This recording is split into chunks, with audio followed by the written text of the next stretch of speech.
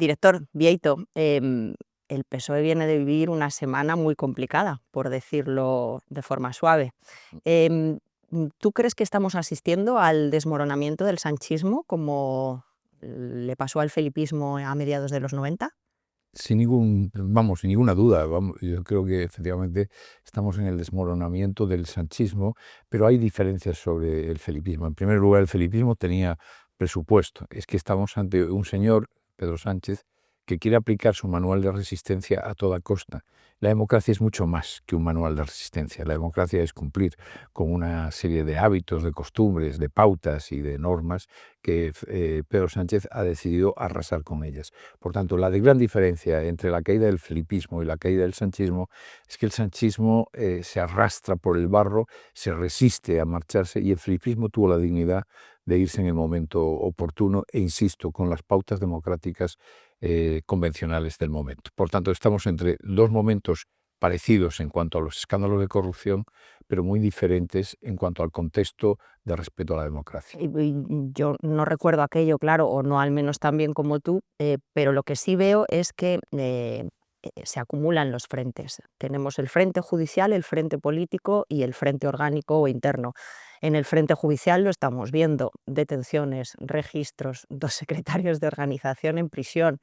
El hermano del presidente en mayo irá a juicio. La mujer investigada en una instrucción por 5 delitos, hidrocarburos, mascarillas, empresas públicas. Ya no sabemos qué más. Pero es que luego está el político, Bieito, que es muy importante. Esta semana venimos de que el gobierno pierda por segunda y definitiva vez la votación de los objetivos de estabilidad, que son con los que se supone que tiene que elaborar unos presupuestos. Es que los que tienen vigor son del año 2022, ya ni siquiera 2023, del año 2022. Y incluso ha perdido el escaño de Ábalos, no tiene Junts la legislatura bloqueada. Pero yo creo que todo el problema viene en un pecado original, que es no aceptar la derrota de las elecciones del 23 de julio del 2023. Es decir, Pedro Sánchez perdió las elecciones ese día. Y evidentemente el Partido Popular las ganó, pero no con con el suficiente margen como para gobernar. Entonces habría dos posibilidades: o ceder y permitirle al Partido Popular gobernar, que era improbable dada la personalidad de Sánchez, o convocar unas nuevas elecciones para que la sociedad se pronunciase. Pero él no solo no aceptó la derrota, sino que se conjuró con todos los partidos minoritarios que apenas suman 1.300.000 votos en un país de casi 50 millones de habitantes. Es que no puedes tener chantajeado a todo un país por el voto de unos partidos muy, muy minoritarios, y cuando digo muy minoritarios es que apenas tienen 300.000 votos algunos de ellos. Y sin embargo, ese para mí es el pecado original de Pedro Sánchez en esta legislatura. Como consecuencia de eso, 3 años sin presupuesto, eso es profundamente antidemocrático, y como consecuencia de eso, un deterioro que, vuelvo a insistir, la gran diferencia sobre el felipismo es que aquí la corrupción ha llegado al corazón del Consejo de Ministros. Ábalos era ministro de Transportes. María Jesús Montero está ahora afectada porque no es solo el expresidente de la SEPI, que era su número 2 y su brazo derecho en todo momento, es que también está el número 3, pero es que está la SEPI de Ocikov, está el rescate de Plus Ultra, y tenemos que hablar del feminismo.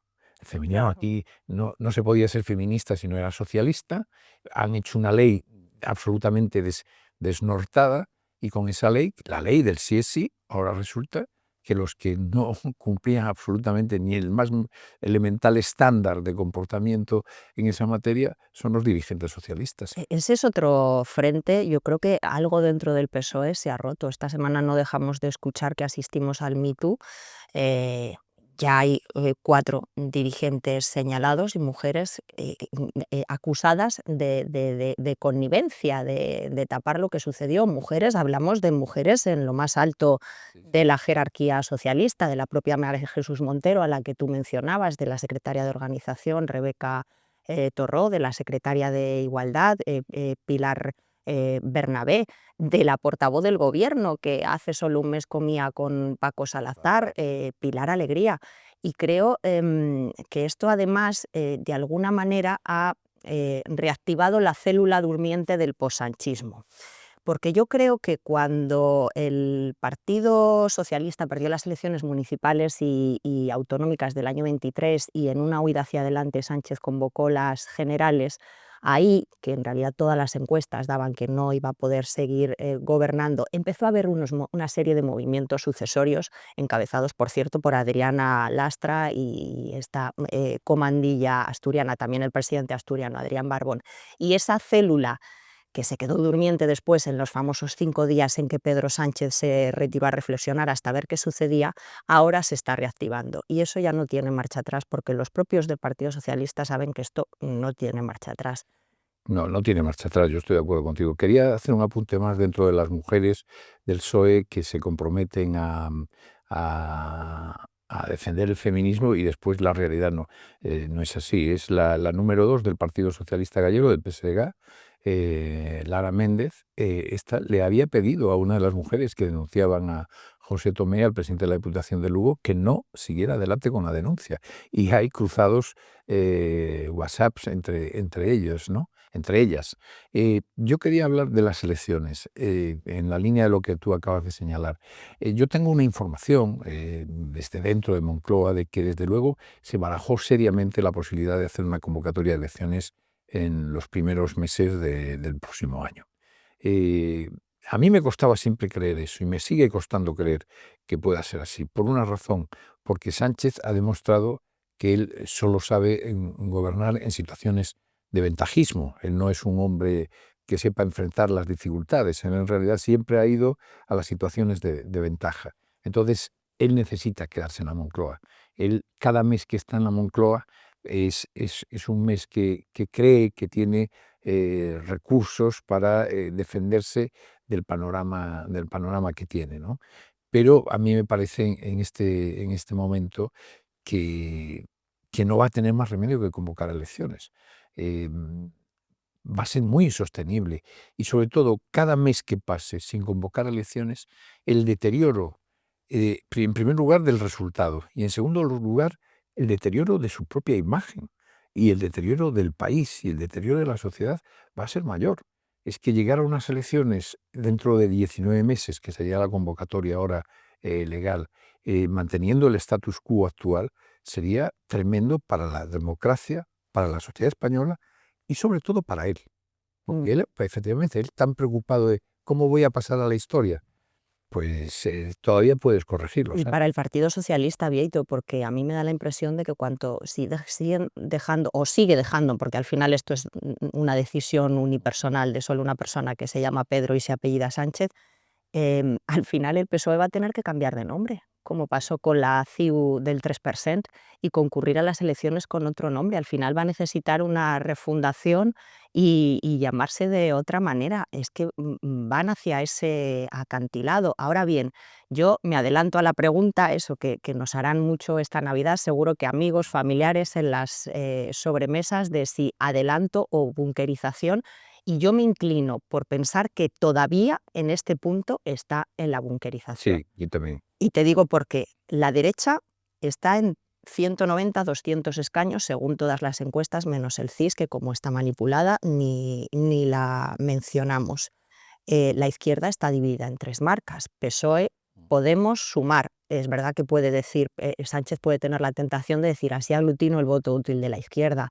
Ya, pero eso es un arma de doble filo, porque son 3 contra 2 y 3 son multitud. Y luego porque él cree que puede seguir parcheando unos presupuestos de otra legislatura, y es que lo ha hecho hasta ahora y puede. Hay miles de recovecos con gastos reservados, con moviendo créditos de un lado a otro, y luego porque los fondos europeos, y no se nos olvide, duran hasta diciembre de 2026. Pero claro, hay otra variable, que es el ciclo electoral autonómico. Va a pegarse un batacazo en Extremadura el PSOE, después en Aragón, que se confirma que habrá elecciones en febrero, más tarde en Castilla y León y en Andalucía. Y ahí sí, yo creo que ya en medio de esa melé el partido tiene que reaccionar, porque o reacciona o se lo llevan por delante. Yo creo que ya se lo ha llevado por delante. Sí, prácticamente todo lo que es el socialismo mediterráneo, Grecia, Italia, Francia, los partidos socialistas clásicos desaparecieron. Es decir, bueno, en Italia con una huida de Bettino Craxi al extranjero. Espero que no termine Pedro Sánchez también huyendo al extranjero de noche y en un Falcon. Pero a mí me parece que efectivamente Pedro Sánchez ha deteriorado, se ha llevado por delante al Partido Socialista. Yo ya en algunas tertulias con compañeros muy muy cercanos al PSOE, me he encontrado con gente que dice, no, esto es el sanchismo, no es socialismo, no, sin duda alguna. Lo que ocurre es que el sanchismo está ocupando la sede de Ferraz, que es la sede del PSOE, esto utiliza las siglas del PSOE y está en el gobierno en nombre del PSOE. Entonces el sanchismo en este momento es sinónimo de socialismo. No se puede disociar una cosa y otra y además lo que más remueve por dentro es el saber que empezaron a hacer esto desde el primer día. 2 días después de ser elegido Pedro Sánchez secretario general del Partido Socialista en 2017, Santos Cerdán se reunió con un directivo de Acciona. 2 días después de las primarias, es decir, antes de llegar a la Moncloa.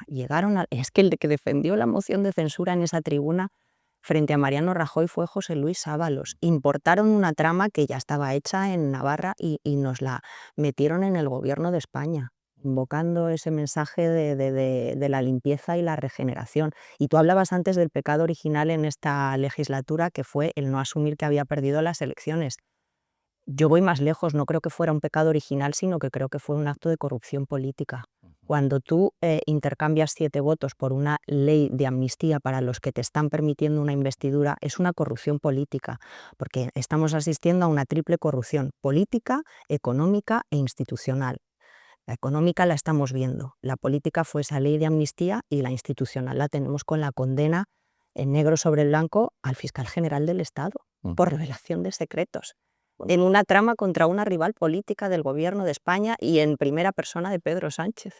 Pues me temo, Ana, que vamos a seguir en los próximos días y en esta nueva sección que hemos creado de verdades incómodas, vamos a seguir hablando de estas cuestiones, porque el rosario de escándalos es tan grande que todas las semanas tendrán ustedes la oportunidad de escuchar a Ana hablando Y al invito.